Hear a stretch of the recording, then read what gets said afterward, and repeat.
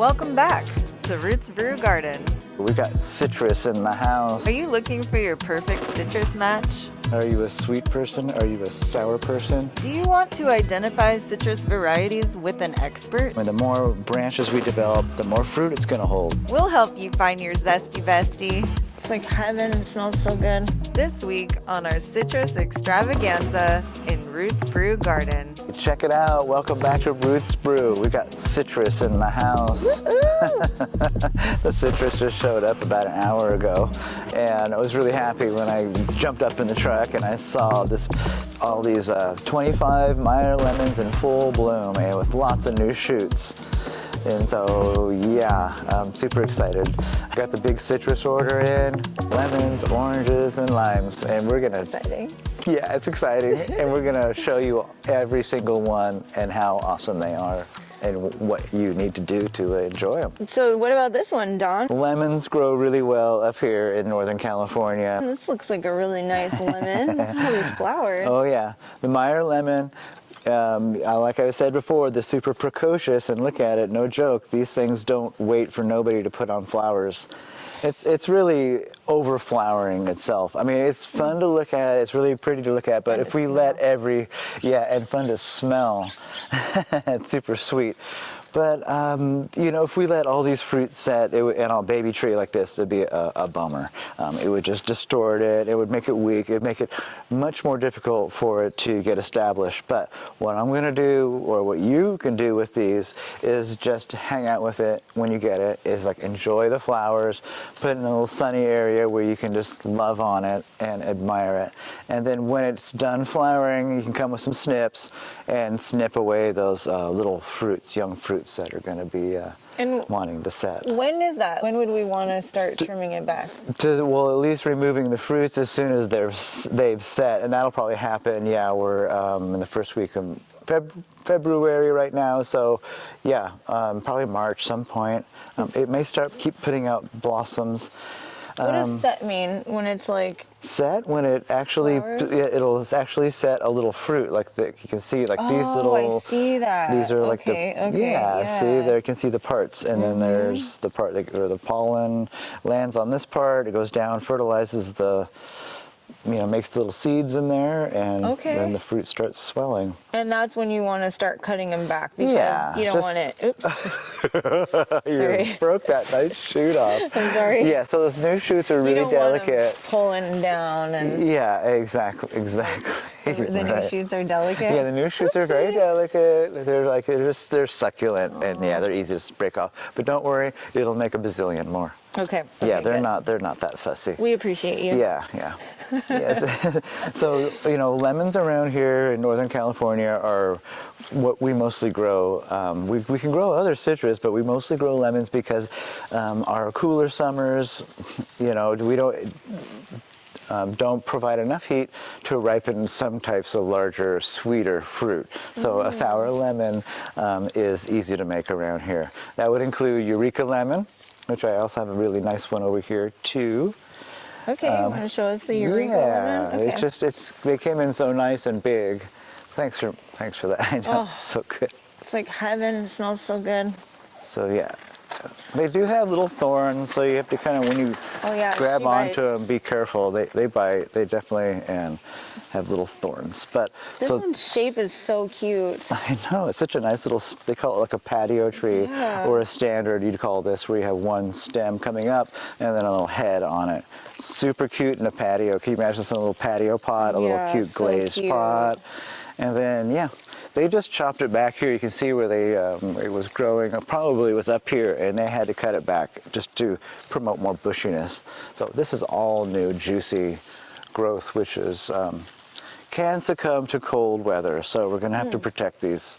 But yeah, it's a nice big Eureka lemon, a real true lemon, nice and sour, and a good one. And Don, what do we feed the citrus, and when's a good time to feed them? You just want to make sure after all chances of frost are gone. So around here, probably March, maybe a little bit later.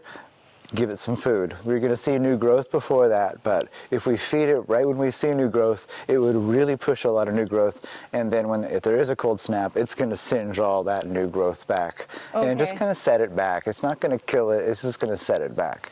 So maybe we wait until March to do that, to feed it also. We should wait. These came out of greenhouses, so they're all succulent and juicy. And then when we feed it, what do we feed it? A nitrogen-rich source. So I got right over here like a 1077. It is slightly acid-forming, which is good for citrus. We want because it makes the iron and the manganese and some of the metals that are important, the zinc, soluble to keep the foliage looking good. So this 1077, it's a combination of organic and synthetic fertilizers, and it works really well to acidify and feed your citrus. Keep them growing good. So let's see, for the two lemons, I got the Meyer and the Eureka, and I don't think there's any other. Oh yeah, the Santa Teresa lemon. Here she is. And I have a word to look up today. The word I want to look up is feminello. I don't know what that means. And it's just on this tag. It's Santa Teresa Feminello lemon. It does make mention that this lemon is used to make, I don't know if you could probably use any lemon, but this one is used to make limoncello. How do you say it? Limoncello. Limoncello, and then feminello. So yeah, Santa Teresa lemon, feminello. Very aromatic oil, really acid juice, very much a culinary lemon. This bee's going crazy. He's so excited. He's like pumped. He's like hitting every flower. Oh, His buddy is too. He must have told his buddy too. He's like, hey, I found this spot. Zoom, zoom, zoom. Get over here, guys. I know he's seeing these tags. Is the tags the color? I don't know what's going on. This is over the top. Okay, so yeah, that's another really excited to offer this one here too. Santa Teresa lemon. Yay. Yay. Because probably named after Mother Teresa. Probably.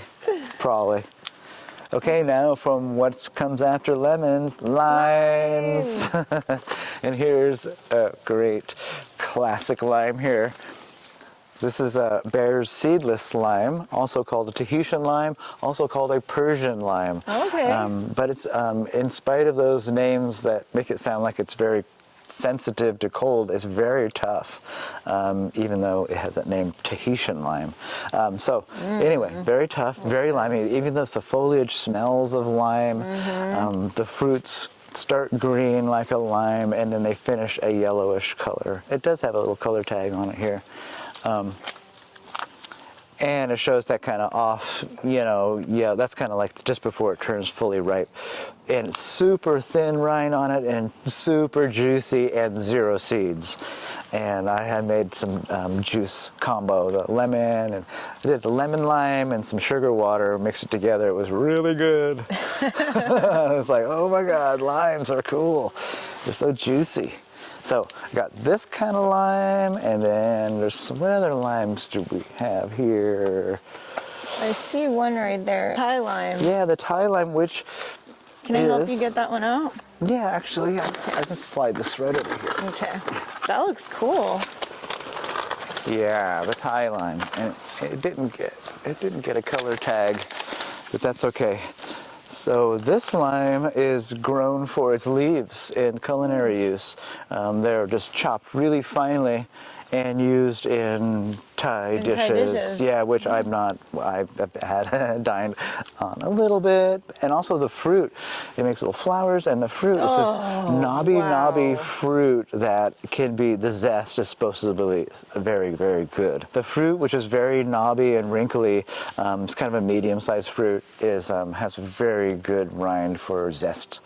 It's also used just like the leaves. The smell of the leaves is incredible. It has like this sweetness that it smells like Thai food. It just, so delicious. It does. It is. It's definitely different than that other lime, for sure. I really like this. Yeah, it's a pretty. So being a Thai lime, it's very frost sensitive. This is one of the most, probably the most frost. It is definitely the most frost sensitive plant I have here. This one has to be kept warm. Okay. It gets really upset when it gets frosted. Okay, another really fun lime, and I'll say lime. I'll put quotations around lime.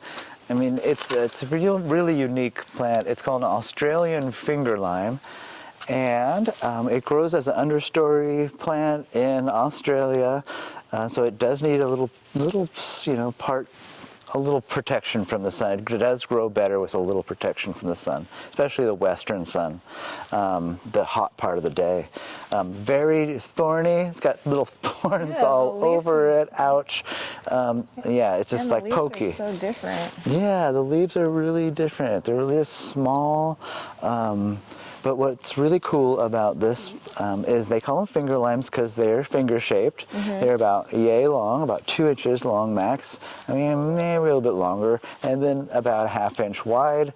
And they start green and they finish kind of this ruddy color, reddish brown color. But when you break them open, when you cut them open, all the little, you know how there's little juice pockets in oranges?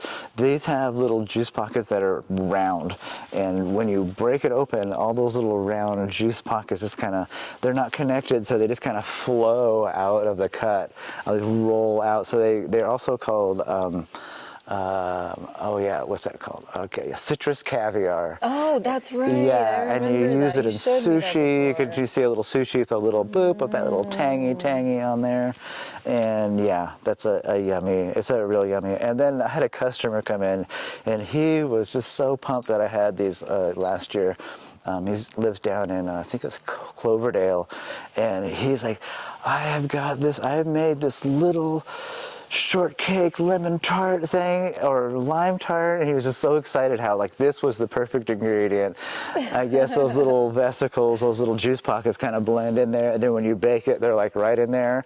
So when you bite this little shortcake, lime shortcake, the flavor's like right through, and he was just pumped. So the next time I see him, I'll probably come back through because he really liked his finger limes. And how cold sensitive are these? I thought initially when I first met this that it was going to be kind of cold sensitive, but it is not cold sensitive at all. It hangs with everybody else. Cool. So it hangs with all the oranges, it hangs with the lemons, and yeah, the only thing I definitely would just give it a little protection from the sun. Just being exposed. It doesn't want to live out in the whole sky. It wants to be kind of tucked in somewhere. Oh, okay. It doesn't want direct, crazy sun. Yeah, I wouldn't plant it out in the middle of a field. Do you think that's kind of true for the lemons? You want to kind of tuck them in a little bit, right? They're not. Yeah, well, but think of that one in your friend's yard, though, right down the street. That sucker is right out in the yard. Yeah, that's true. No, I think once they're established, yeah, it is tough because when they're little, just the cold goes right through them. But once that plant's big and it's got mass to it, it can. And what about the itself. sun? I'm sorry? What about the sun? Or is the direct heat good? Or? Yeah, I have seen them, though, kind of curl their leaves in too much sun, but that doesn't make sense to me because it could be just because it's super low humidity. With the really intense heat causes them to curl up. So I have in the past have put my citrus in so it wouldn't get as much sun. I just wouldn't put it right out in the middle, which is counterintuitive because, like I said, that's where they live. They live out in the full blasting sun. But I think my experience was just like I said, it's a young plant. It doesn't have a capacity, smaller root system, just not bulked up enough. That's probably what I was experiencing. Okay, so we've gone through the limes. Okay. I'm gonna move this Eureka lemon. So I got, who's be a good in between the limes and the oranges and mandarins will be a Calamansi. I have this Calamansi, which is here, you want to bring that? Yeah, sure. You want me to grab it? Or take this out of the way? Yeah, take that out. Okay, that'd be awesome. Thank you. So the Calamansi is super popular in Filipino cuisine. Okay. It is also a really great ornamental plant too. It can be used as a house plant. It's very narrow and very upright. You can see kind of naturally it holds its branches up. The nice medium-sized leaf, and the blooms are just like little citrus blooms when they do happen here, which is soon. And then followed by these really nice golf ball size fruits, approximate size, maybe a little bit smaller than a golf ball. And they have an amazing mandarin scent. It's like when you're peeling a satsuma or a mandarin, all that mandarin smell comes out. Well, that's what these guys smell like. But they're very sour. So it's a sour mandarin. It's used in sauces, I believe. But no, they're great. It's a great beverage. Like if you think lemonade is really good, getting the juice from Calamansi and doing the same thing with the, like you're making lemonade, but use Calamansi juice. Oh my God, it's just like this mandarin, tangy mandarin yumminess. Wow. So yeah, super fragrant and delicious. And I guess you can find them in some stores like canned sodas or of Calamansi juice, and it's apparently very good. I haven't had it. I want one though. Okay, what's next? Okay, so let's move right on to the next level, which would be like a mandarin. Let's start with the most famous mandarin that we really enjoy around Christmas time around here, and is the Satsuma mandarin. This is an Owari Satsuma mandarin. It's another type of Satsuma. They're slow growing, weeping form, they don't go up, they kind of go out, and they definitely take their time, and you can see they're real precocious. They want to set fruit right away. You would suggest pulling these though, right? You should. We could eat. You want to take one off? Should we eat them? Here, I'll cut one off. I'll cut it Okay. off. Here, grab it. Yeah. Here, you grab that fruit and I'll cut it. Grab that bottom one. Both of them or just Yeah, might as well. Oops. Yeah, you can pop one open. I had one job. So yeah, these are one of the most cold hardy of the mandarins. They do grow them commercially in the Central Valley, in the foothills more actually, east of here. So it just comes right out of the skin. See that? Oh yeah. OMG. Oh. Smells so good. Yeah, I'm gonna have to. Are we gonna eat these? I'm gonna do it. Okay.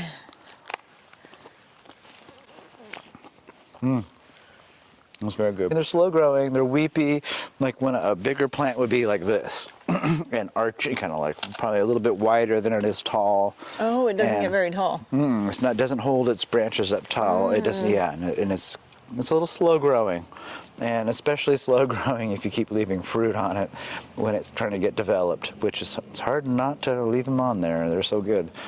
Yeah, okay, so which one would you say is the sweetest one that you have? Well, the one that gets the sweetest is one with the smallest fruit, and that's this Kishu Mandarin. Oh, okay. It is a seedless mandarin. Kishu Mandarin is definitely the sweetest because it's a small fruit. It doesn't need a lot of heat to sweeten up that little tiny fruit. About the size of a 50-cent piece, and seedless, and really easy to peel, just like the Satsuma. It's like a mini Satsuma. And yeah, that's how I'd look at it. Cute. Yeah, it's cute, right? And so I had seen it marketed. I just saw a picture of it, and they're calling them Kishu Kisses, and kind of like the cuties. They do that. So yeah, I thought that was kind of Kishu Kisses. So yeah, they're really prolific. They do set little flowers all along these axils, these little leaf nodes, and then just don't let it set fruit. Like I'll just keep telling y'all, don't let it set too much fruit early on. Just definitely pick the fruit off the first 2 years at least, to keep the plant growing good and get strong enough so it can hold a lot of fruit. So if we be patient, and the more branches we develop, the more fruit it's going to hold. So don't rush to the fruit. to let it set fruit. So yeah, and then from here we can move on to our sweet oranges. Okay, so we'll move this one out of the way and talk about the oranges. Yeah. I've got a beautiful Valencia Orange here. She's not flowering yet, but it's got wonderful fragrant blossoms. We really like Valencias around here because they don't ripen in the spring and winter, they ripen in the summer. So this guy's going to set fruit this spring. It takes 15 months once it sets fruit to ripen. But the good thing is that it's ripening in summertime, so it's going to be a sweet, juicy fruit.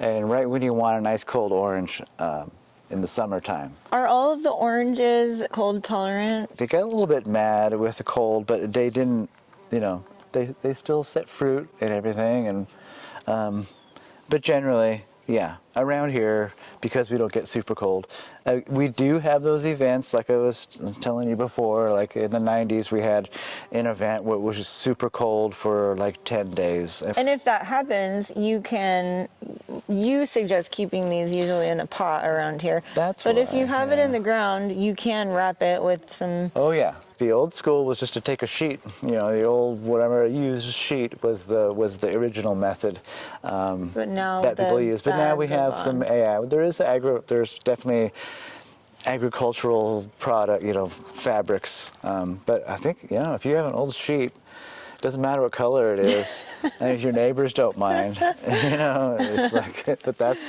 how I would see that. I remember the first time I saw it in Fortuna, I was like driving around the block and I was like, what's going on here? My friend Donna, she explained what was going on there. Like, yeah, it's protecting it from the cold. They put that. And yep, there you have it. Okay, what's next? Yeah, so that's the original, and then we've got some pretty fancy ones here from Venezuela.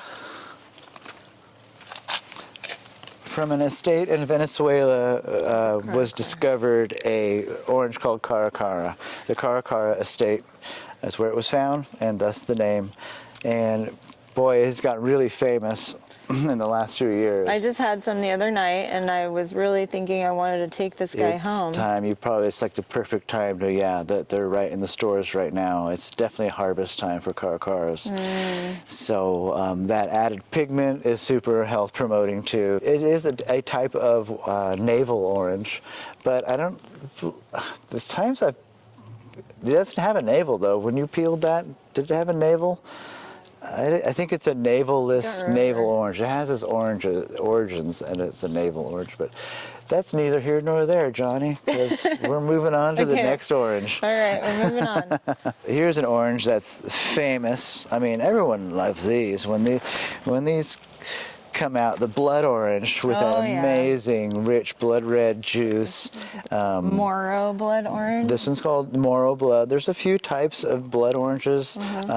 I believe Moro to be the better one for around here. There's one called a Sanguinelli, I think. But the Moro is definitely the one that for our area. Because it's okay with a little bit of cold, and it doesn't need a ton of sun to get sweet. Heat, yeah, the heat. It doesn't need as much heat to get sweet, and our cooler falls and winter bring on the color. The pigment comes out with the cool weather. Okay. So our cool winters make for a good pigment-rich more blood, and with that pigment you get some berry flavors in that. Our other orange we have here is the orange that's really good for our area. This one's called Trovita. And Trovita is great because it doesn't need a lot of heat to make a sweet, juicy flesh. Most of the time, most of the oranges need heat for the sweetness. This one does not. And I remember one time finding it in the nursery where the fruit was still green. It had split for some reason, maybe. I have no reason, but it was split, and then when I looked inside the split, it was all orange inside. It's like, ooh, I'm gonna have to take this and try it out. So I busted it off there, popped it open, and even though the rind was green, the fruit was really sweet. Oh. So that's a good indication. So it's pretty special. Trovita is real special. There's not many oranges that fit this bill for around here. It's going to be a beautiful plant. You know, you're going to get the flowers, the super fragrant flowers. You know, it's still going to be a beautiful plant. Even if it didn't set fruit or the fruit was yucky, I mean, not yucky, it can't be that yucky, but it's just going to be a beautiful ornamental. Okay. Yeah. Evergreen, clean foliage. Even people more coastal could get a good sweet orange. Oh, okay. So you want to check out a grapefruit? I got a good grapefruit for the area too. Oh, nice. Okay. What makes a good grapefruit for this area, right? Yeah. So grapefruits really need heat, right? When I say, because the commercial grapefruit area is southern Texas. That's where you get the ruby reds and all those beautiful pigmented red flesh, pink fleshed grapefruits. Here we're going to have to keep with the nice pale fleshed grapefruits because we don't got the heat. This is Oroblanco, and it is a complex kind of a hybrid of a grapefruit. I guess they call it a hybrid, white fleshed hybrid. So it's not like a straight grapefruit. It probably has Mandarin cross or something else in it that gives it some sweetness. What is interesting about it is it has a really sweet flesh. It is hard to get past all that white bitter stuff in grapefruit. We all know that problem of grapefruit is that intense bitter. But once you get into the inside of this and like slice it and use it that way, kind of slice all the white rind off it and slice into the meat, that's very sweet and a nice flavor too. Nice grapefruity with a little bit of, I don't know how to describe it, but it's good. It's a good one for our area. Doesn't need the heat. Oroblanco. Lemons, mandarins, oranges, Thai limes, grapefruit. Yeah, we got them all.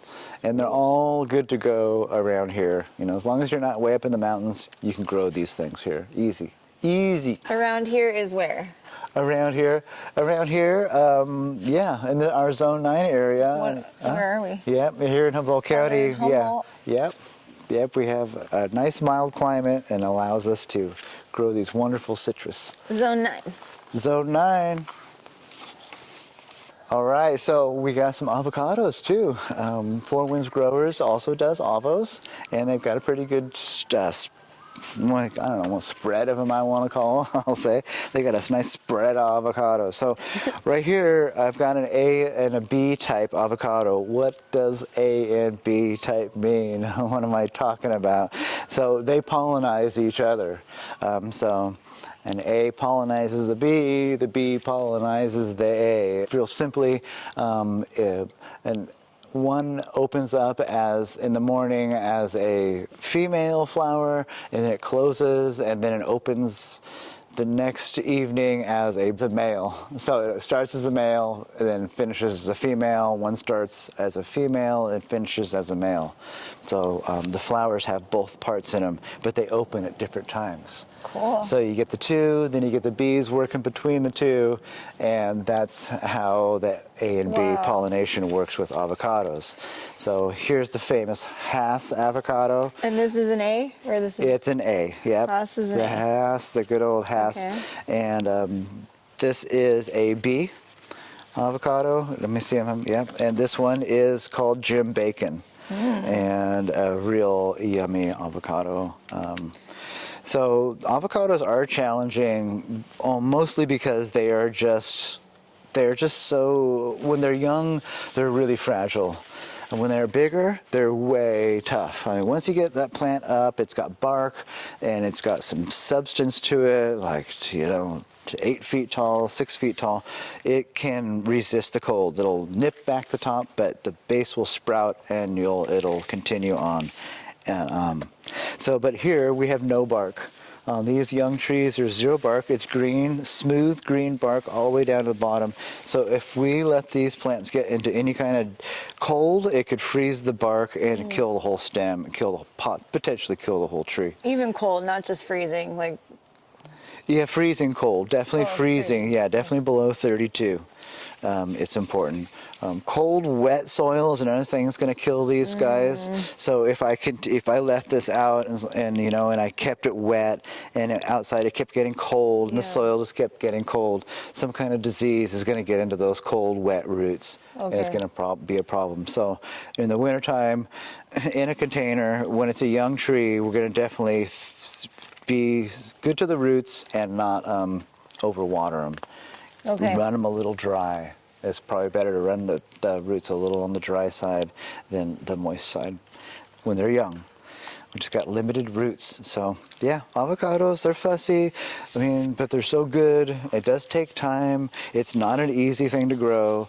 But if you have the time and the patience and you've got a little bit of a green thumb, I think it's worth it. I think it's worth the adventure because, wow. Just think what could happen, you know? You could be out there picking your own avocados. Are you kidding me? So, yeah. Kidding me? Are you kidding me? Own avocados from out of the tree? Put them on our winter salad. Wow, that sounds so not good. exactly, but- I mean, I thought it was cool growing citrus, but if I could grow an avocado, I think that'd be it. They do grow well towards the coast here. There is a local grower that's got a hillside of young trees growing, and he's harvesting avocados here locally. So, Wow. yep. But because it's towards the coast, and thus a little bit less cold. Yeah. And yeah. And the good exposure to the west like that is nice on the coast. So, yeah, avos. Okay. We have one for you, whatever your situation is. Are you a sweet person? Are you a sour person? If you have any citrus questions, I can definitely answer most of your citrus questions, for sure. Just ask Dawn. Yeah, just ask We need me. to start a segment. Just ask Dawn. Yeah, I'll come up with something. Hey, thanks for joining us today, and this has Thank you. been really fun going over all these citrus and avocados and talking about them. And if you like what you've seen today, please don't hesitate to hit the subscribe button. Smash that and that little bell. That's the subscribe button. It's easy. Yeah. I didn't even know what that was, but for the longest time that it's important to hit that subscribe button. If you, yeah, Smash that subscribe button. yeah. And If you like and subscribe, it really helps our new channel grow. yes, exactly that. So, Yay. thank you. See you next week. Yep, bye.